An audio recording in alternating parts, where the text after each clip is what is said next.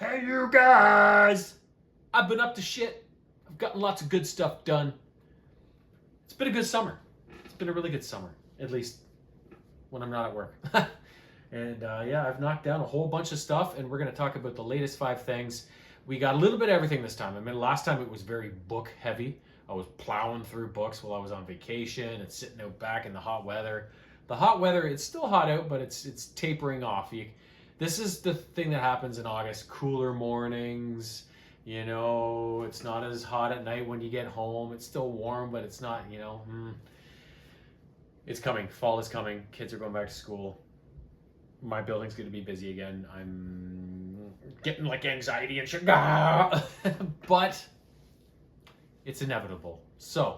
But enough about that. Let's talk about what I have accomplished lately.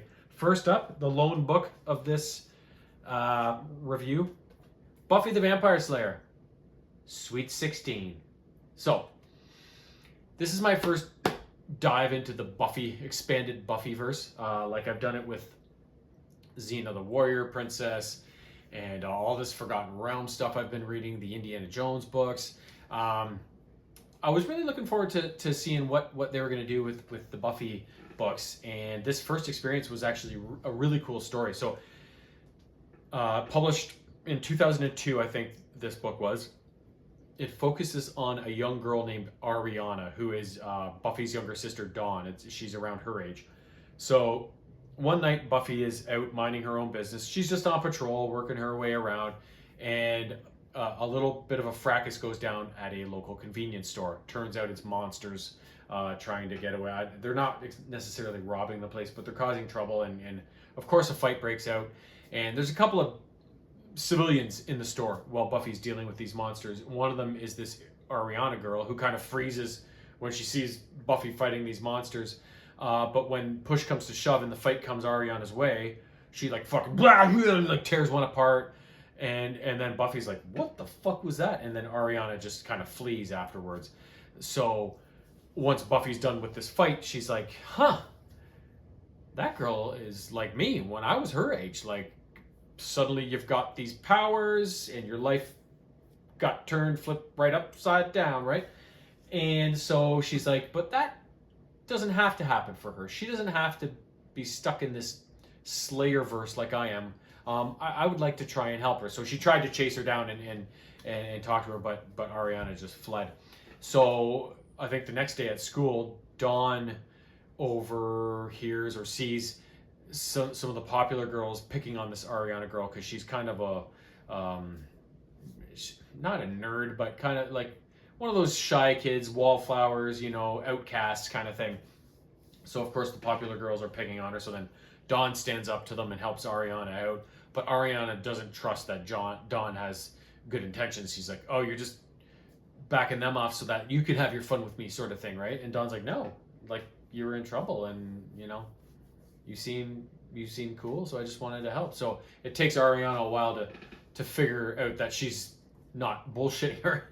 And the reason Ariana is like this is because her father's long gone, and her mother's a complete bitch and totally controls everything about Ariana, gets her to do everything around the house, and if she doesn't do stuff, like, she gets the beats, right? So she's in a bad home situation, so she's not very trusting of people to begin with.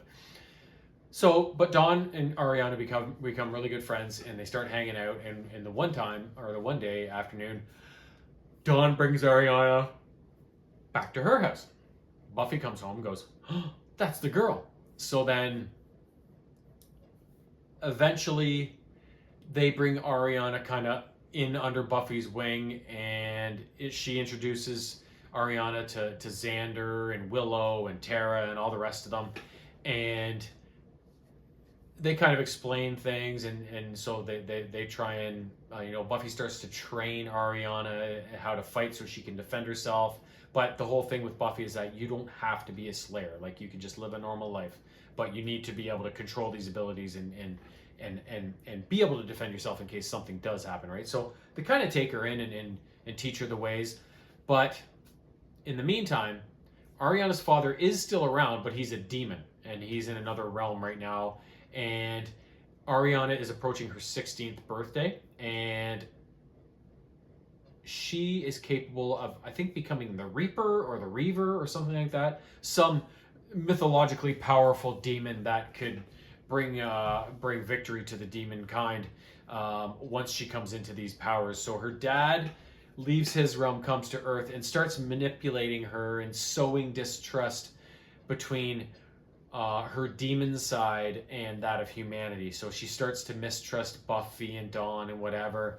So everything kind of all culminates when Dawn and Buffy plan a birthday party at, I can't remember the name of the weird bar dance club hangout they used to always go to, but they plan a birthday party there for Ariana, and that's kind of where everything culminates. And Buffy has to talk reason into Ariana to help her see that her father is, not all demons are bad, but her father is a bad demon, and he is manipulating Ariana into hurting it or killing people that are actually her friends, so that he can turn her into the ultimate weapon, which he is going to be in control of, sort of thing. So in the end, everything sorts itself out. There's a big battle, Buffy style, and yeah, it's fantastic. It's kind of like a lost episode of the show, just like the Firefly books for the Firefly series. This Buffy story, like, it would have worked perfectly as an episode in the Buffy the Vampire Slayer TV series. So can't wait for the next one. Next up, was so looking forward to seeing this as soon as I saw it released, and because for a couple things, the franchise that it falls under, I fucking love to death, and then the way it was presented, very intriguing, because we've seen a little bit of this over the last few years, and this is another dose of this style of movie making. So the movie in question is Predator, Killer of Killers. So this is actually an animated movie released this year, 2025, and it's done in the same style as, or a similar style as, the two Spider-Man movies with Miles Morales that are animated, and they have that really weird style of animation.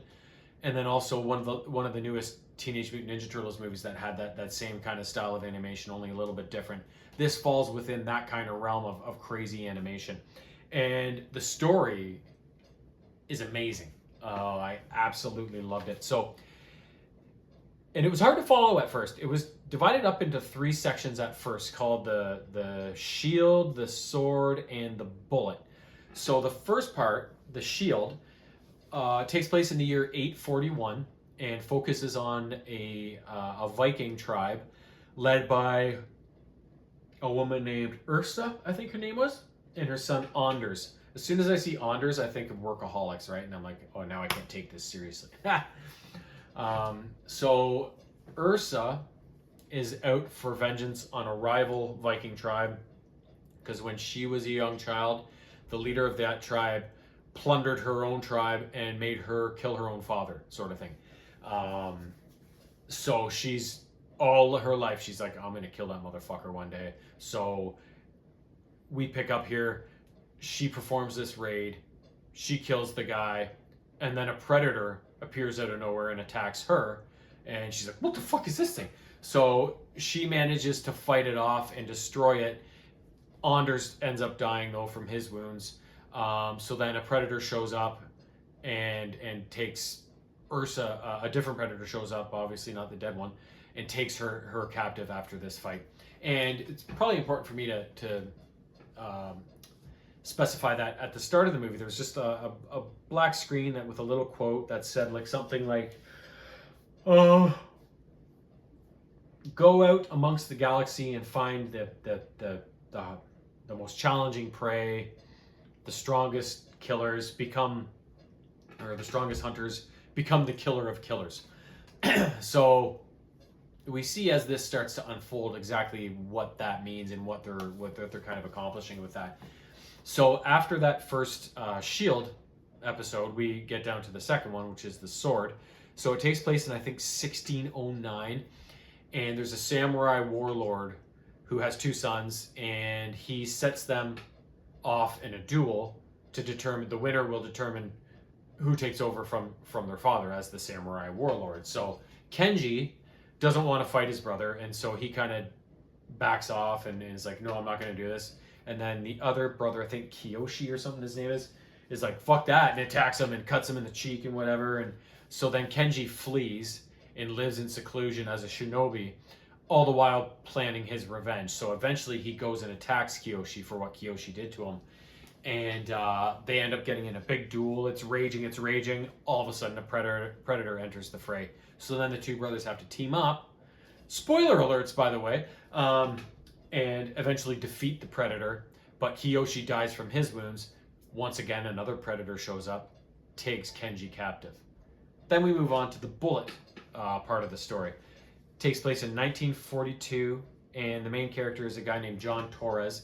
He flies a fighter. He's a fighter pilot in the war, but he's currently grounded because his plane needs repairs.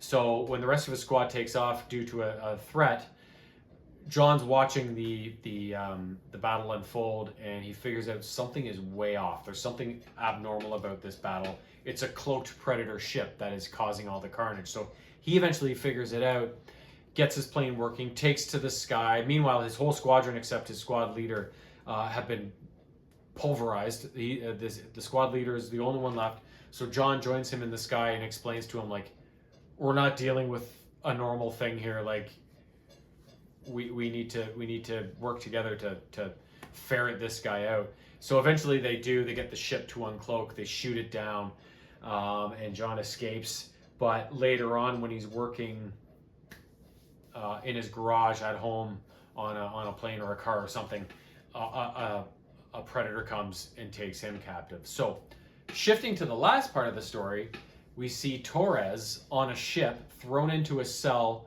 with Ursa and Kenji.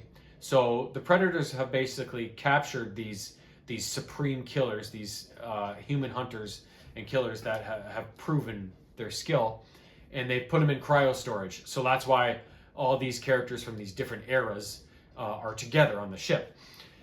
So they get delivered to some alien Yautja world and put down in this like gladiator pit, and this huge looking predator who calls himself the Grendel King says, "You three fight, and the winner fights me." So the three of them obviously all speak different languages, so they can't even communicate. Like, what the fuck is going on here? So John is the one who sees the most reason and kind of backs off, and he's like, guys, we got to work together. Like, we're trying to use signals and like whatever.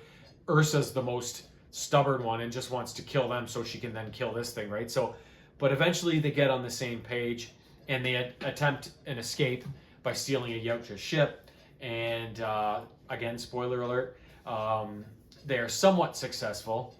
They get on the ship, they manage to start it, but Ursa ends up getting dragged back by the predators while John and Kenji escape, sort of thing.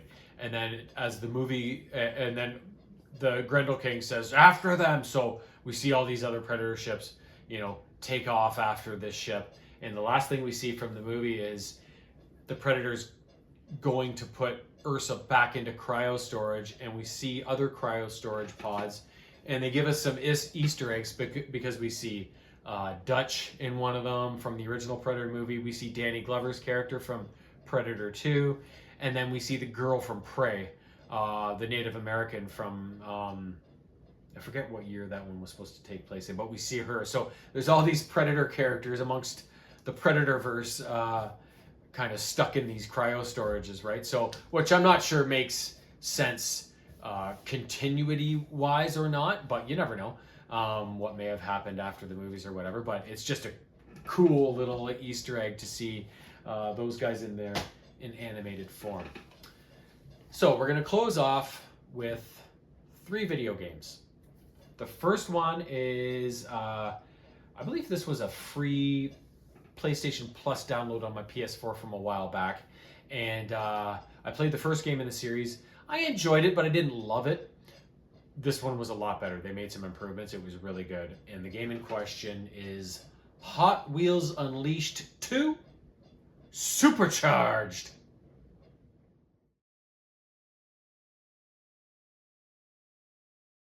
The reason I like this game better than the first one, most of all, is because they had like a story mode that was really fun to play. I think the first game had somewhat of a story mode, but it wasn't nearly as good as this one, if I remember correctly. So basically, it is what it is, what it sounds like. You race Hot Wheels cars around Hot Wheels tracks and try to win races. So there's a bunch of different modes in the game. You can play like a single player quick race kind of thing, or you can play split screen if you have somebody with you, a friend. You can play together that way. There's also a multiplayer mode, so you can play with other people online. But the main mode of the game, which was my favorite, was the story mode, and it's called Creature Rampage or something like that. So basically, a team of Hot Wheels or a team of drivers talking to this scientist guy. I don't know exactly what their deal is, but they're a team, and they start talking about all these creatures that have gotten loose or whatever, and they're like, how do we defeat them? Well, we can use the shrink ray and shrink them down, and then we can shrink you guys too, and you can race Hot Wheels and defeat them when they're shrunk. The beasts are shrunk, right? It makes no sense, but it's awesome. It's fun. So that mode is broken down into a big map, and I think there's 4 different sectors with 4 different bosses, one at the end of each. So I'm not sure how many races there are per zone. It gets more and more as you go along, but there's at least probably in the first zone at least like 10 races, and then it gets higher and higher. So there's a lot of races you have to get through to beat the mode. And the races are a whole bunch of different things you can do. A flat out race, first place wins. An eliminator race, so after a countdown timer reaches 0, the 2 players in last place are eliminated, and then it keeps going on until there's only 1 person left. There's drift events where you have to earn drift score to pass the race. There's like time attacks where you have to get around the course in a certain amount of time. And within those types of events, there's different style too, where you have to hit checkpoints along the way. That's how you guide yourself through the course. Some of them are just straight courses where you do laps. Like, there's so many different permutations of the types of races you can see in this game, which makes it really fun and keeps it really fresh, although the drift events are a pain in the ass. To get yourself around the track, there's well over 100 Hot Wheels vehicles in this game, and as you make your way through the game, you earn different types of rewards, XP to level yourself up, credits to purchase cars, that sort of thing, upgrade tokens to upgrade the cars once you have them. So you can go to the shop anytime, look at the current crop of cars that are available, purchase whatever you can afford, and then you can go in and upgrade them to different tiers. And each car is divided into a bunch of different categories. There's like rockets, so they're just like fucking straight line fast. Drifters that are good at, drifting around tracks. What else? There's a whole bunch of them. There's like more like a balanced one, like the car's kind of pretty even stats across all the different aspects of the car. A bunch of other ones too, at least a couple more. And so you just make your way around the zones, complete all the races, get to that boss race. And when you're racing a boss race, the boss is on the track, like kind of hovering over the start line, and there's a scorpion. Oh, what the hell else was there? Shit, I just remember the scorpion. But there's 4 of them. They're all some sort of big creature, right? So it's hovering above the start line, and basically you start the race, you go, there's a little meter that creeps up, and when it gets close to the end, it'll turn yellow and then red. And if you get to that point, the boss kills you. So to keep that meter down and keep going down, you have to hit these targets that are placed around the track. Sometimes you have to jump to get them. Sometimes you need to keep tight in a corner to get it because it's right around the inside bend. So you really got to scout the track, know where they are, and make sure you don't miss one, because if you miss one, you're usually fucked. So if you go around enough times, and each time you hit a target, it takes a hit point off the boss. So once you get him down to 0, you win the race. You move on to the next area of the map, sort of thing. So, and then There is a big, like I said, you can go to the shop. So there you can look at whatever cars are for sale. You can buy cars. You can go in and update their livery. So change the look, all about the car. And then, like I said, you can also upgrade them to different tiers and upgrade their abilities and stuff like that. So I really, really like this game. It was released 2 years ago in 2023. I think the original was 2020. I hope they come out with another one, and I hope they keep building more modes into the game, because once you finish that creature mode, there's not really much keeping you coming back to it. So it would be nice if they could expand the story mode, make it really big. And this story mode was really cool because it had all these cutscenes, cartoony cutscenes with the characters and the vehicles and stuff. It was just a lot of fun. But yeah, because there's so many cars in the game, you could play this game forever and just try different cars all the time and figure out your favorites and have fun with it that way. But I found like the regular modes, just the one-off races are just boring, right? So it would be nice if they came up with the next game, they have a huge story mode, and then maybe even a couple of other modes that keep you invested and keep you working towards something, you know? That's what I find most important with games these days is make it deep, you know? Make you want to play every single mode, and, you know, just make people want to come back and play it, and not just run through it and then be like, oh, that's on the shelf, you know, sort of thing. That's one of my main requirements of being a really, really top-notch game. Next up, this was a game that I downloaded on my Switch. I had researched it and it looked pretty cool, and then I wish listed it. It went on sale. I got it for cheap. It is so much fun. It is called 80s Overdrive.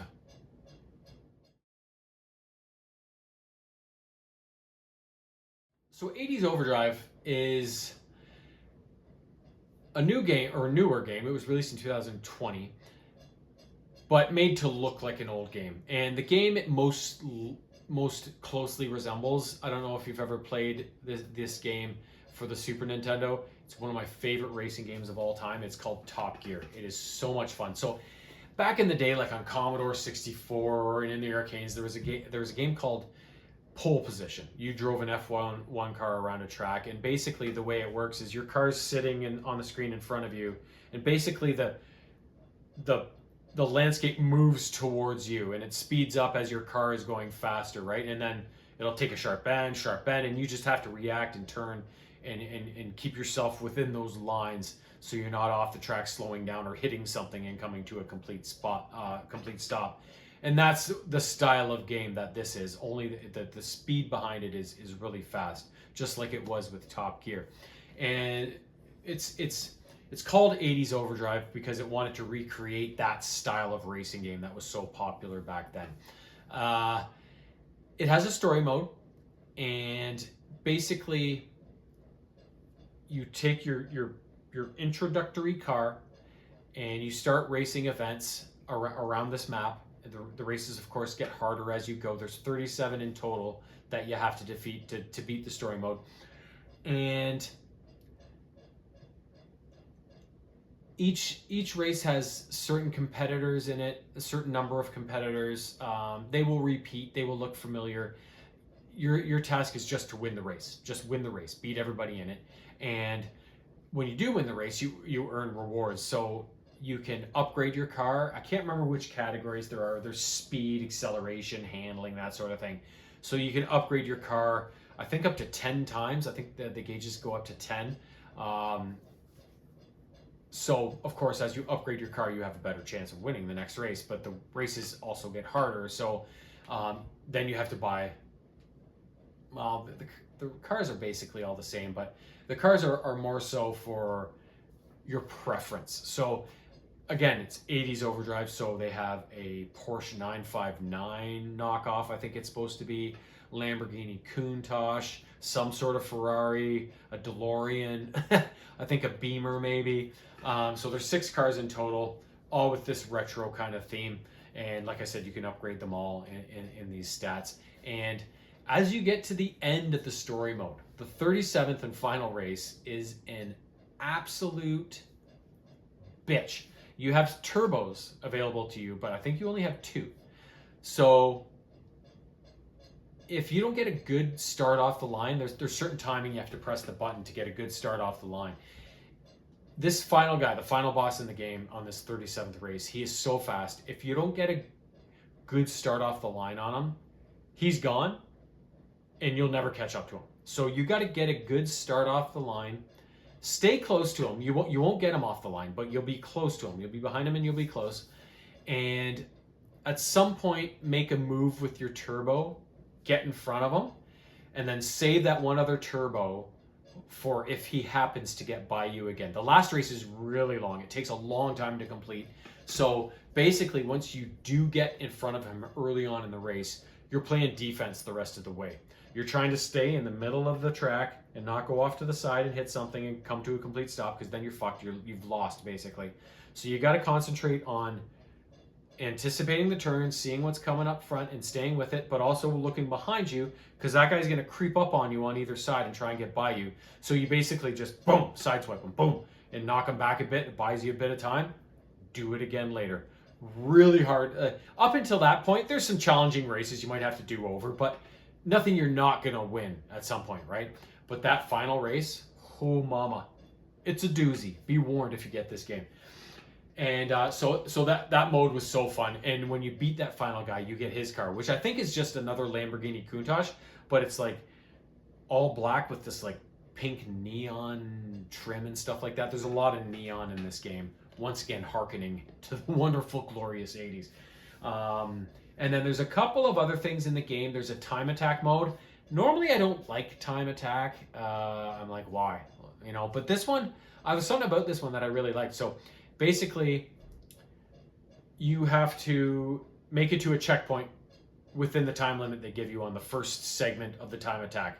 So then if you make it, your time gets bumped up a certain amount. Can you make it to the next checkpoint? And you just keep doing that until you finally can't make it to that next checkpoint. And you'll see afterwards how many segments of the course you were able to get through before you ran out of time, sort of thing. I don't know what it was about that time attack mode, but I really liked it. I only played it once, and I did really well, but normally I wouldn't even try time attack. But this one I was like, okay, this looks fun. And then the other mode they have is like a track editor. So you can basically create your own track with the type of landscape you want, how long you want it to be, the degree of the turns and everything. I don't have much patience for that kind of stuff. I do appreciate they put that kind of stuff into the game, because I know a lot of people really do like noodling around with that kind of a mode. But it's not for me, but I do appreciate it. So wonderful, wonderful game. But, you know, the 80s were awesome. The 90s were awesome. We peaked. Civilization peaked in the 90s. It's been all downhill since Y2J, right? Sorry, Y2K. I call Y2K Y2J because of Chris Jericho. It's just how my brain is wired after that. Last up, another awesome video game on the PS5. You probably have seen some of the gameplay footage. I was on a heater there with some of the games I got. Terminator, awesome. RoboCop, almost as awesome. This game, just as awesome as RoboCop. And the game in question is Dead Island 2. So I got a used PS3 probably 5-6 years ago. When I used to work my travel job, there was a game cycle just down the street. I went in there one day because I always wanted a PS3 for some of the NHL games I couldn't play. Another Twisted Metal was on there. A whole bunch of games that were on there that I really wanted to play. Some Transformers games. So I went in and I got one day, and I got all the Chell games because they were like $1 each. I got a bunch of other shit because they were $5 each. You know, so much good stuff. And one of the games I noticed was Dead Island, the original Dead Island, which was released on the PS3 originally. And I'd always seen it, and it looked intriguing, but I never really knew what it was about. So I was like, oh, again, it was only $5-6. I'm like, fuck, I'll just get it and take a chance on it. Fucking loved it. Zombie killing madness supreme. It was so much fun. So I was searching for something on Amazon for the PS5, and I couldn't find it. But then in the other suggestions or whatever, Dead Island 2 came up, and I was like, what? I had no idea it even existed. Now, it was released, I believe, 2 years ago. I think this was 2023. And it takes place 15 years after the events of the original Dead Island. So another zombie outbreak has happened. This isn't on some Pacific island, resort island. We're in Los Angeles. So the last plane out of the infected zone is leaving. It's got a bunch of people on it, but an infected person ends up being on the plane. It starts causing chaos. The military shoots it down, and there are some survivors from the plane. So you pick your character from amongst these survivors who become the zombie slayer. So I think there's 6 people you can choose from. I picked a girl named Carla because she seemed like fun, and she really was. So then the story unfolds. It's like, so you got to get yourself out of this plane wreckage, and then you try to save some people after you do, as the zombies start to attack. You get bitten, and you end up meeting this celebrity named Emma Jaunt, an actress, and she ends up retreating to her mansion in Bel Air, or Beverly Hills, whichever one it's in, and says, if you need shelter or whatever, this is my address, whatever. So it could be kind of unofficially becomes kind of one of your base of operations. And from there, the plot unfolds. You've been bitten, but you don't get infected, so you're immune. So the whole time you're trying to get out of LA, but things in the story keep coming up that keep you there and searching for something else or whatever. So eventually the main story becomes you encounter a guy named Dr. Reed, who is working with the CDC, which is some sort of government health agency or whatever, to try and control this outbreak, solve it, whatever. And he is very intrigued that you are immune and wants to use your blood to synthesize an antidote to it, right? To the zombie outbreak. So you want to go meet with him in Santa Monica. So you leave Emma's mansion and you head there through the sewers.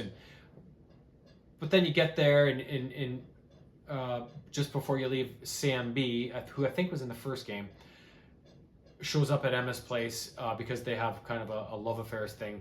And he's like, don't trust Dr. Reed, bad news, that'll be your mistake. But you end up going anyway. You find him, he's like, keep this under wraps, but whatever, we need, I need a sample of your blood, so you need to go to my lab and use this machine to get a sample, whatever. So you're always sent on these little errands to go do stuff. And during the game, you run into these side quests, helping other people out in any location, which gets you weapon upgrades, XP to level up your character. So you're always doing something somewhere. It seems like the tasks are endless, but it's okay because this game is so much fun to play. So yeah, eventually you start to suspect Dr. Reed of not being legit as well. You run into this woman named Lola who drops you into a pit of zombies and forces you to like enter this weird state where you become like feral and blah, but you retain all your senses and you come out of it afterwards, sort of thing. So it's almost like you can become a zombie but not be a zombie, you know? So there's all of these mysteries going on, and I'm not going to tell you how it plays out because you got to play this game for yourself and see how it all goes. It's amazing, but there's lots of twists and turns along the way, and there's a lot of stuff going on in terms of what you need to do with your character. So the XP you get from killing zombies, completing quests and stuff like that, levels your character up, so it gains you more health, more power, that kind of stuff. You're always on the lookout for like med kits and money because you can trade money for resources, weapons, and then you can upgrade the weapons. There's so much stuff going on, but it's not like playing Fortnite or fucking Minecraft or something like that where there's all these things and crafting going on and I'm so goddamn confused. I don't even know what I'm doing, so I'm like, fuck it. This one makes sense. It's easy, it's intuitive, and it is so much fun. There's lots of different zones in it. There's Hollywood Boulevard, Bel Air, Beverly Hills, Santa Monica Pier, sewers, and a couple of other zones as well, probably. Ocean Avenue. And yeah, so you meet up with all sorts of different people, survivors along the way. And in each zone, there's usually some sort of a safe house or two where these survivors that you end up meeting and developing relationships with are always kind of hiding out. So you can fast travel between these and it's kind of like your base of operations in each zone that you can set out from and accomplish all of your wonderful tasks that you have to do. So yeah, as soon as I started playing this game, like not long after I got into it, it was like I am going to love this game because I loved the first on PS3. But you know, when would that game have been released? That's 2 generations ago. Like Dead Island, but a decade later on a PS5 with advanced graphics and all that shit. It was so good. I can't even stress how good it was. Any of these games, Terminator, RoboCop, Dead Island 2 for PS5, just go get them. So they're all similar kind of styles, similar control schemes. Like I went from one to the other seamlessly, and just it was like one drawn out, fantastic experience amongst the 3 games, right? So really loved the game. And in my research, looking up the information on Dead Island 2, I may have discovered another little secret about Dead Island that got me very excited. So, but you'll probably find out about that eventually, so I'm not going to say anything right now. I don't want to spoil the surprise. But anyways, that's what I've been up to lately. I've already got 2 things on the shelf for the next review. Hopefully I shan't be too long.